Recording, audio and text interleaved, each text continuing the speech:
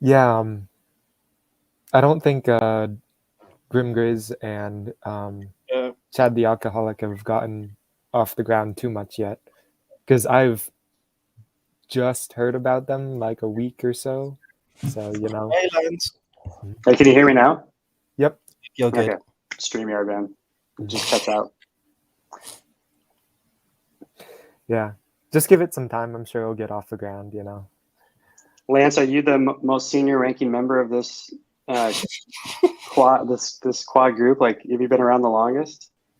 You can speak to what's going on here. I don't know. I wasn't what they refer to as an OG. Yeah. But it's gosh, it's coming up on 3 years now. So close, a little more than 2 years. So yeah, I've been around for a while. Yeah. So, and I'm also, and I mean this sincerely, I love Jacob and I love Nate. Yeah. Yeah. And so, but one of the things I would say is, well, just a couple of things, which is, if you would think about what the old Randos United channel was, there was a true OG. His name was Jeff. If you were associated with the BOM in any way, you just emailed Jeff and he would just upload your video to Randos. There was no gatekeeping. There was no inviting people to say, well, you get a slot and you get a slot. Like, is that email widely available to everyone who's even associated with the BOM right now? No, right? So there's this sense of trying to create this channel, and that's why. So Grib mentioned it, foundation approved, right? So he was allowed on the channel. So clearly he is, right? Yeah, right. And I think at the end of the day, maybe they're going to be cool with anybody and everybody, even if they say things that the foundation disagrees with, right? Because I would just say this about Paul Vanderklay. You know what brought me, what made me, so first off, I didn't find him through Jordan Peterson. I was actually searching for a sermon. I was a weird guy that actually watches sermons on YouTube. And then a Paul Vanderklay sermon came on and I thought, wow, this is really interesting. But then it clipped up in the algorithm clicked up his first conversation with Grim Grizz. And I saw that conversation. And so I'm not a vocational pastor, but I was a house church pastor. But at any rate, it really impressed me that a pastor, like a vocational CRC pastor, would have a conversation with someone like Grizz. Because again, like there's these interesting things, and there are people that wouldn't do that. I'm like, wow, Paul must be a really cool dude, right? So then I found my way to Bridges of Meaning and so on and so forth. And what I think what I will say what really attracted me to Paul, and I don't know, I could talk to you guys. I liked how he talked about things in really good faith. Yep. And we didn't get into this, you're a demon, you're Amalek. I would just say this, and I've talked about this. I don't think that models what Paul's about. And also Paul highlights a lot of different voices. Yeah. Who have a lot of different opinions, many things which he might not disagree, like he might not agree with, but he finds it interesting. He just wants to have the conversations. And so I think what they're going to do with the new Randos United, and I think many things that they're going to do with the foundation are going to be great. Yeah. I think what some of the OG people would maybe just say is, there was a group of people who felt like we weren't doing anything. We need to start doing things. We need to do more things concrete. And I've voiced my opinion that I think providing a place and a space for people online to watch Paul to say, I want to go somewhere where I can have some conversations with people like that and think through things in that way.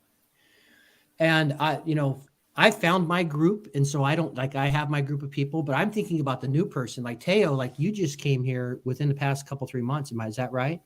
And I think, so I was hanging out in the BOM when he showed up because a lot of people have left. And there's been people that say, oh, they want to move away from that. And I don't care if it's BOM or whatever. I still think Paul needs to have that place for the new person to come in and have conversation, to have that talking going on. Yeah. So as I would look at it with that, I love Nate, but I have big disagreements with Nate on certain things, I love Jacob, and I have some big disagreements with Jacob on things. But but I like them both. So yeah, I saw that on Twitter. I didn't like that, to be Yeah. honest with you. Yeah. And this is where I've talked to, I had this conversation with him on a Just Chatting, as I said, Jacob, is it, could he be more persuasive and effective if he wasn't such a firebrand all the time? But Jacob knows exactly what he's doing, right? And so here's the deal. Like, he really believes that. He believes that Nate is demonic.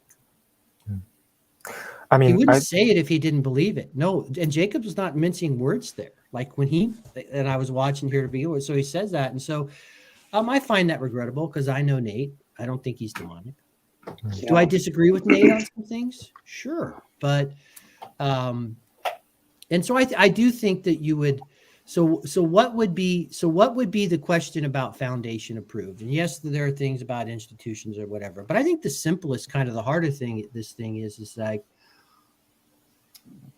in the Randos United channel was something that was universal for everyone. Why take that branding and that thing and turn it into where a smaller group of people are going to decide what gets to make that space? Yeah. Well, I tend to think that if it doesn't work, then there are just going to be people who will leave and do their own thing. And I think that the stack, the technology stack that we have, doesn't require, I think, institutions for being able to do your own thing and I don't know, sell merch, make money, do all the things you want to do. Like you can be a one-man empire, which I think, like Paul, Jacob, I mean, all these characters, right? Like, I mean, at the end of the day, I think it all gets reduced down to like each personality kind of building their own cult of personality. And I don't mean that in a bad way at all, but just you have to have that organizing principle, right? Like you got to have that brand. And I'm not really sure what the umbrella institution does, except for maybe have shared resources, which, at this stage, with the diffuseness and the size, maybe that will help. But yeah, I will say that I think that Twitter thread's a little regrettable just because like Jacob took it to the streets and like, I don't know if doing that in public is the right move, but I don't also, I think Jacob does things thoughtfully. So he meant to take it to the street. Well, and like as most things on here for people that have had conversations and know each other over a long period of time and of watching each other, there was more than just like, that comment or whatever. So there's a lot that's. Oh yeah. There's history, right? There's a lot. There's a beef there. Yeah. And I'm a consultant and, I've built businesses and did a number. I've tons of not-profit sort of stuff in ministry and, organize those things. Absolutely. Like some organization and trying to get some energy and some synergy or a focus and to try and do some of the things. Like, I think that makes perfect sense to me.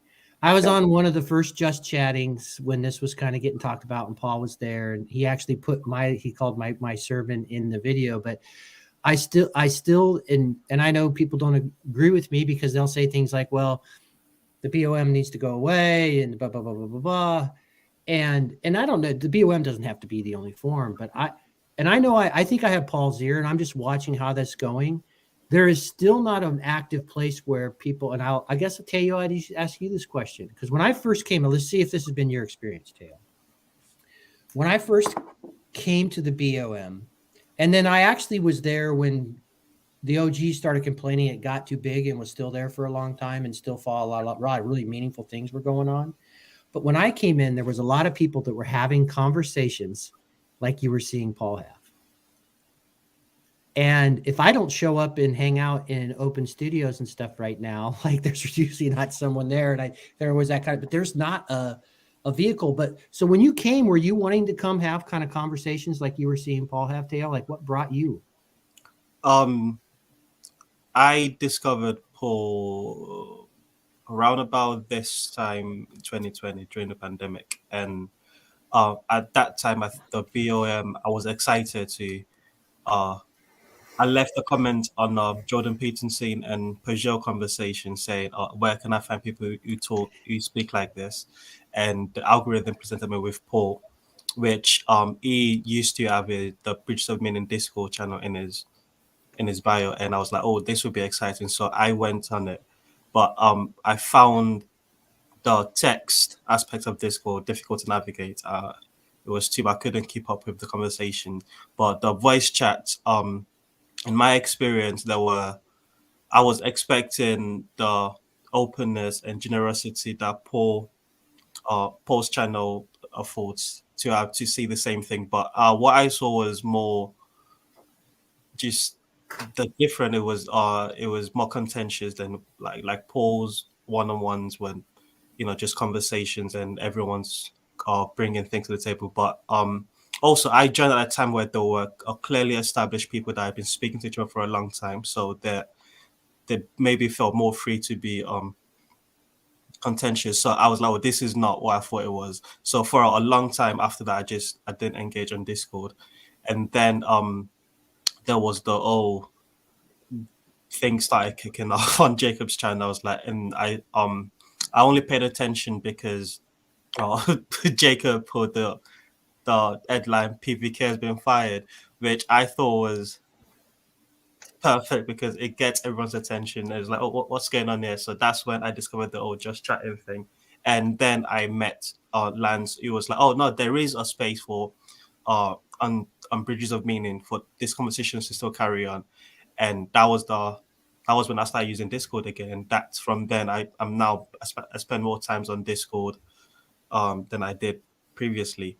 However, the just chatting has been better for me to engage with other people. Like I met Andrew through this. I've not really had much with Jonathan, but I think so the just chatting that Jacob started was like, oh, this is another avenue where I can engage with people, and because it was new, I could be new on it and be like sort of introduce myself on it. So I found the just chatting to be a better funnel for me than Bridges of Meaning because that's just my experience. I'll certainly say that PVK is really good at like bringing up the question. Like, here's a topic, like PVK is one of the people that introduced me to Sam, and I am very grateful for that because Sam was one of the people that got me into Jacob and this whole subset of actually like learning the Torah. I think Jacob is better at giving an answer to PVK. Like he'll lay his opinion out, he'll attack your position, and he'll say, or the implicit question is, what are you going to do about it? How are you going to respond to my answer? And I think that's really inviting to discourse in another way, other than PVK's openness. It's like Jacob's setting out the first position. And this whole Randos United channel, I think, is another step towards that discussion. So. And I think ultimately, because what you talked about, Tayo, were the sorts of conversations, not everyone, but a lot of them, that's what they were. And they still exist today. Like I've been kind of busy lately, but I certainly, I need to be a little more active there. You still have those sorts of conversations. And quite frankly, the quality of the conversations depend on the folks that decide to come in there. Right. And there were periods where there were more aggressive people who wanted to get on there and battle test ideas and tell people they were wrong about a lot more political I found than on PVK's channel. Yeah. And part of that is, and I get it, like a lot of the OGs didn't like how when a lot of people came and it changed. And listen, I know how hard it is to keep culture. Like if you're in an organization or anything, the leaders by example drive the culture.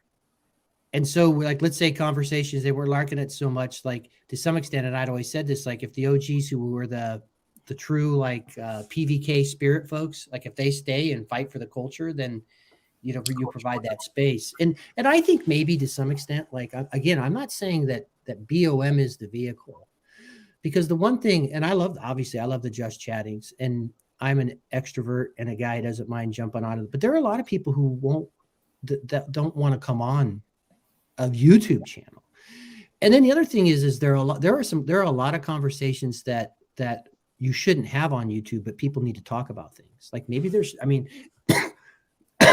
my strength is not talking about Heidegger or Nietzsche or that, because I'm just not well read there. But recovery is in my background. But if you're really struggling, if you're a young man struggling with depression or issues like that, or addiction or those sorts of things, well, I can help with those things. And a lot of that stuff, but that comes up like it needs to be in a somewhat private place, and then it ends up usually in a private DM chat, or we exchange phone numbers or something like that. So, I still think that there needs to be a space, and I'm just sitting on the sideline, like I'll watch whatever, because I think Paul understands that. I think I do hope that there will be some sort of a place where people can have these conversations, and I'd hope that there are people who are better to have. Like some people want to come in and talk about like they're struggling with Neoplatonism and Socrates and this sort of stuff, and they, I can certainly, we can all kind of have some conversations, but I'm not a philosophy major, nor did I'm not an autodidact that went in and learned all those things. So it'd be cool to have some people that actually have that sort of background that want to kind of have some of those conversations. But yeah, when it just gets into the this denomination versus that denomination versus woke versus this versus that, I mean, one of the things that I liked that I really, really enjoyed for the most part, and I guess I would say that there was a period of time, but most of the times the rooms I'm in, it's been that is I wanted to escape that, because if I want to do that, dude, I have tons of outlets for that. I could go on Twitter and call someone Amalek. No, I'm just kidding. But I can go fight culture war stuff. I could fire up my Facebook account again and actually join Facebook and argue with people. I can get on Twitter and argue with people. I can just bring up politics amongst some, at the office or with friends. I can argue that sort of stuff. But this is a fun space where hopefully you can talk about different things, right? Yeah, I think it's been. Sorry, Andrew, I'll let you go. Gotcha. Just a quick side note. A lot of this stuff that we're doing is in reaction to the meaning crisis. And Lance, I know you mentioned that some of our conversations about this stuff do need to be private, like people's backgrounds and their history and their dealing with the meaning crisis. But some of those conversations do need to be public.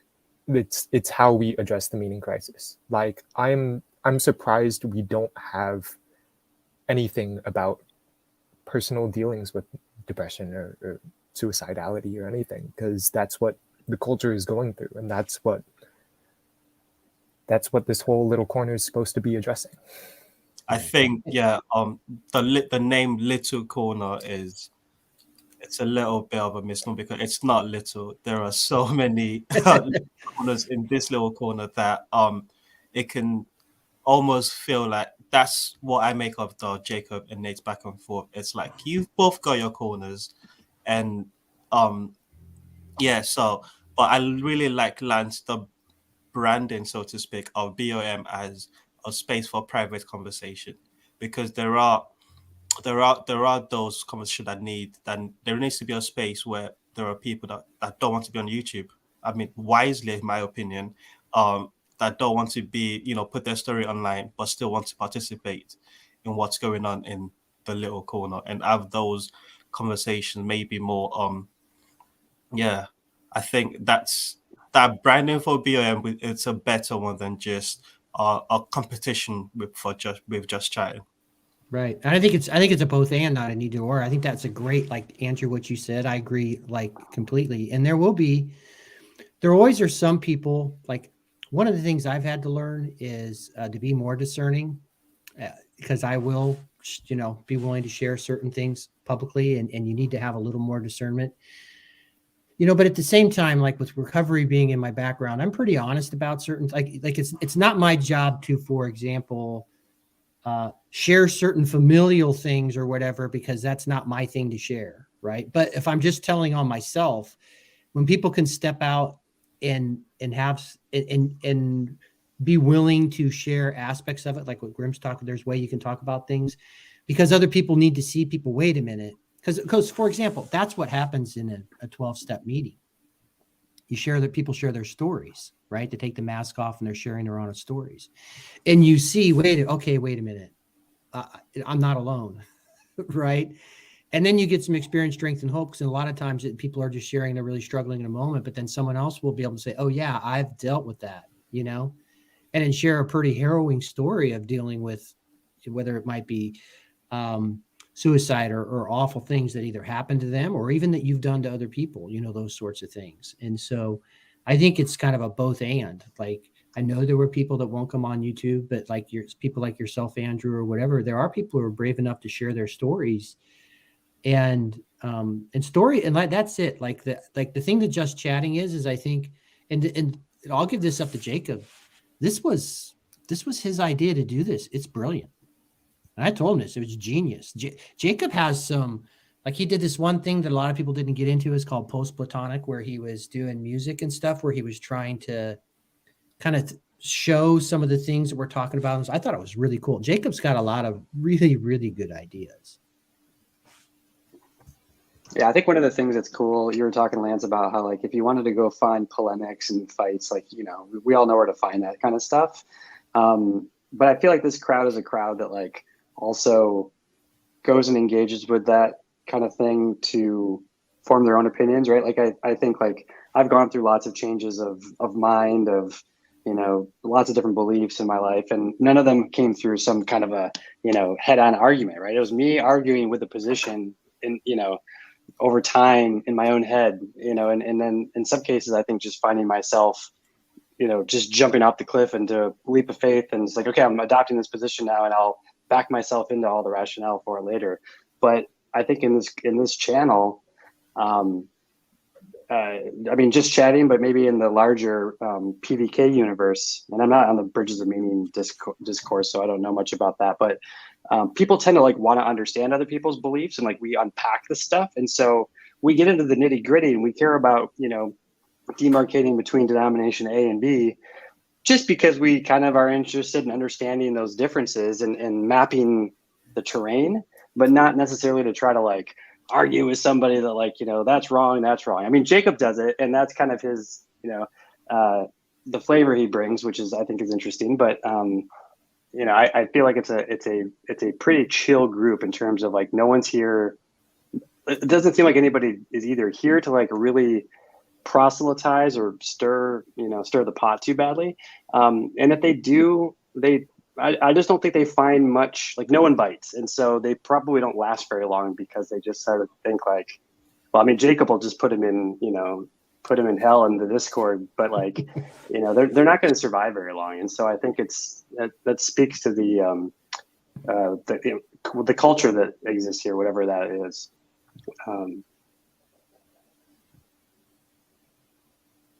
There's some chat going on here.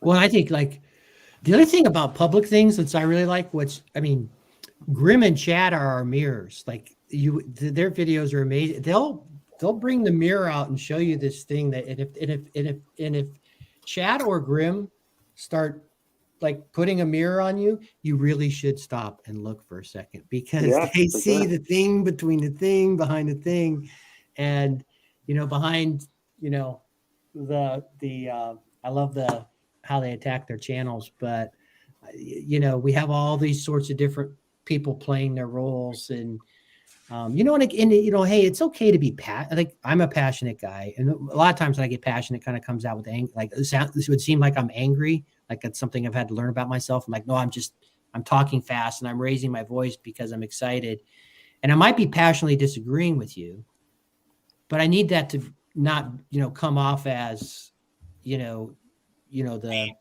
you're wrong thing. Like, because I've actually noticed that, because it's one of the transformations I've been going through over the past couple of years. Again, like in it's like Luke Thompson talks about divided man, right? So I lived in a higher power, God of your understanding world, just really easy in 12-step programs. Like I see it work.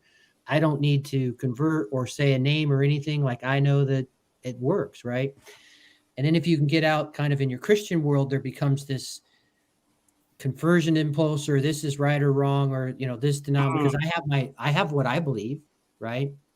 So I know this thing exists where I don't have to put those parameters around it.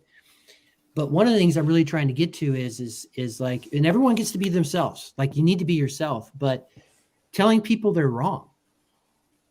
No, I've been persuaded something differently than you, but can I 100% say you're wrong? I think in fewer instances, I have a lot more things that are opinions that I've been persuaded to believe, right? And that's how I'm going to live and move my life. And I have some very strong held beliefs. So, like for example, like you mentioned Sam, Andrew. I love Sam, right? And so, I'm clearly, this just throws out, like I've been very heavily persuaded and have a strong intuition towards a Trinitarian theology, right?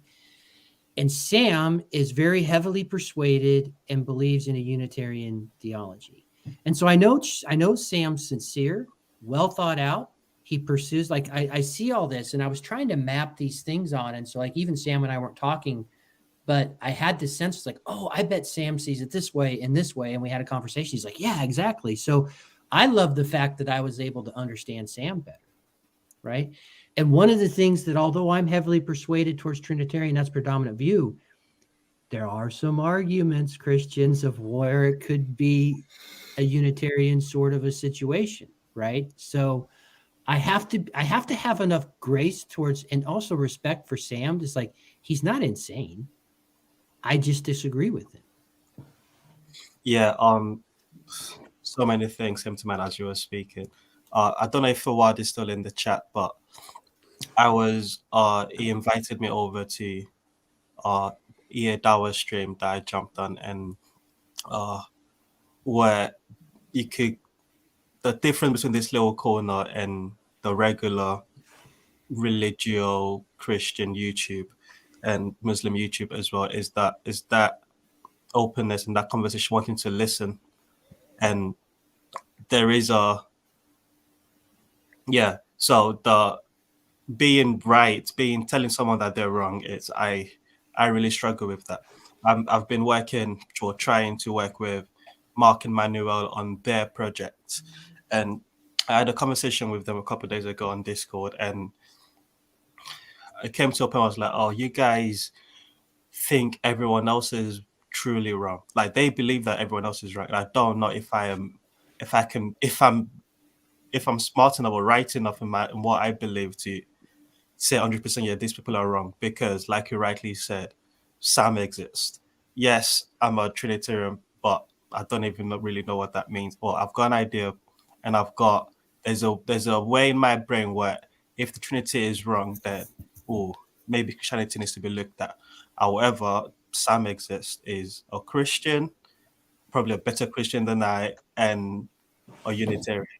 So what do I do with that? It would be arrogant of me to just want to, stand on my tenets and stick to my dogma and say, yep, he's a devil, he's the Antichrist, and it should be. But what do we know about truth? What do we know of truth to make that stance? In the chat, Antonio said you don't need to be 100% certain to tell others they're wrong. No. What do you guys make of that? I mean, I think that's true. But I think to Lance's point, like you need to have, as the philosophers would call it, epistemic humility. Like, you have strong opinions weakly held. As a phrase I like to use. Well, and I also think, like, in a lot of ways, I try to think I want to be persuasive and effective, right? And the reality is, like, I think with your children, like within a certain circle of sphere, maybe you've been given leadership responsibilities at a job or so on and so forth. There are situations to where, like, if someone's given you permission to speak truth to them, like there are certain men in my life that I said, you don't hold anything back from me. Like, coach me hard, tell me the thing I don't want to hear. Don't hold back. Don't like, hey, Lance, you really do this good, but that, like, no, just give it to me straight, because I need to be called out on my BS. Right. Mhm. And so I think when we think about this cultural thing, and there are things like, listen, I have very strong opinions on what's going on. Okay. Like, very, very strong opinions of what's going on. But if you think about on a wider context of everything else, like, I think we're telling we're telling many more times, you need to be really careful. I think we're telling each other we're wrong in situations where actually I've been more persuaded to believe this thing, but I don't know that I should be telling you you're wrong. And I think a lot of sense, just looking at your circle, like, I think we're really quick to go around and tell a whole bunch of other people in a lot of places where it's none of our business that they're wrong. I think we could be, I don't know. I think we could have a spirit of it. Yeah, I've got to get my laundry. So I'll see you. I'll be back. Hey, Andrew. Okay. Yeah. Lance, are you an admin on this? I forgot. No. No. Okay. I might have to jump. That's a in growth minute. thing for me, because again, it's something I fight to this day, because I want to run and tell everyone they're wrong. And I want to tell you, if you would just do this and this and this, like in the big book, it talks about all the world's an actor on a stage and you're the chief critic and director. Like, trust me, I have this inclination to basically say, you should do this and you're wrong here. And the government's screwing this up. Like, I have all that. And it's a huge fight I have. I'm trying to change that. I think there are some people though who invite that level of attack. Like, I think it feels like Paul, for instance, right? Like, does a really good job of, although I can't say too many examples other than maybe Jacob, where like he handles those kinds of people well, where he kind of like deflects or kind of judo moves around it, like doesn't like take offense to it, doesn't like engage it head on, like he's not coming back. He's just like, oh, that's interesting, tell me more, right? And so he lets these people who have that proclivity do their stuff, but kind of like makes it work. And so I don't know, maybe like there are some people who are good sparring partners maybe for the more pugnacious. Yeah, and I think there's a time, like, so for example, I don't take offense. Like, I really love to argue. Like, my mom said I came out of the womb arguing, and I'm a lawyer by trade too, so there's that in me. Like, I will get in and I won't take it personal, and boy, we can go at it. Like, and there are times where that's so, like, when you have a good, like with certain friends, you can just, where you can be yourself and you're not offending them and they know you come, and you can really, like, I love those sorts of things. But I'll tell you, most people don't like that about me. Unbelievable. They didn't like young cocky Lance arguing all the time, telling them they were wrong. You're just wrong. Like all this other stuff, shutting them down, talking over them, not listening. Like, it's amazing. People don't really enjoy. Some people don't enjoy that. Most people. Yeah. Would have thought. Yeah. Well, I mean, and I had the same kind of experience growing up. Like, I was much more argumentative and battled more often. I chilled out in my, middle age. So I hear you. I think it's that's why it's nice to have a judge sometimes, right? Like, you're an attorney, Lance, right? Like, you can argue, that way, like, stops the arguments. Eventually it's like, okay, we've all made our cases. Now the judge just gets to decide, and it's just like, great, I'll just take the judgment. I feel like we need judges in these spaces too. Otherwise we just keep going around and around until we're just exhausted and we just, collapse. To credit, Mark is always climbing on about we need discernment, and I think judges and discernment go hand in hand. Just someone to say, okay, this way. But I think it's on, like Lance, I agree with. I feel the same. It's an ongoing battle of. I think I in my teenage years, I remember arguing with my science teacher after school about what is wrong about evolution versus creation, making just the worst arguments. But he was kind enough and generous enough to, have it out with me. And I think that there is a space where that's needed, where that those friendship, like you mentioned, that you can just spaz out at each other. And I think that's the personality that I think Jacob has, where he will be lovingly argue with you and just tell you all the things that's wrong with you, but not in a personal attack way, in a way to just, that's his way of communicating. But it's repulsive to most people, and unless I've got a friend that's like that, and if you don't know him, you think he's just a mean person, but when you get to know him, you're like, oh, he's actually quite loving. That's his way of, don't go the wrong way, sort of. That's his personality of like, don't go the wrong way, don't go that way, go this way, go that way. And I think working that out within myself has been tricky. Like, when do I speak out? What do I stand on? And I'm at a stage where my faith walk, at least where I'm like, okay, I stand on nothing but Christ. That phrase actually means something now. It's like, okay, I know nothing but Christ. If that, I'm just gonna hold on to this one thing, and that's all I'm here to stand on. Apart from that, it could go either way. Yeah, and I think again that discernment piece is important, because there are moments to stand up.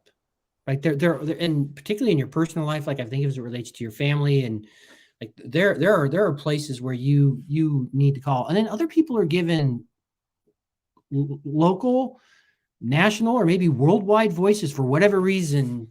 They're being lifted up, and they're called into a moment. So I'm not saying that you don't ever call anything out, or you don't ever stand on something, or you don't ever argue about something. It's just trying to be finding that sweet spot, is something. I just say for me is something that I'm trying to work on, because I want to have a better connection with people. And if I want to really be persuasive, like if I really care about something, let's say I see something in you and I want to be persuasive, I can piss you off right off the bat and get you to build up your self-defenses and not want to talk to me at all. Or I can maybe try and make some sort of connection and get some trust. Like they always say about leaders, well, you'll follow someone if you know they're for you. Like, is this person really? Because if you know someone's for you, you'll let them lead you hard. But if you don't think that person's for you, you will not follow that person, and you won't trust them. So it's that fine balance. I wish 50-year-old Lance could go back to 20-year-old Lance, and boy, we'd have a nice conversation.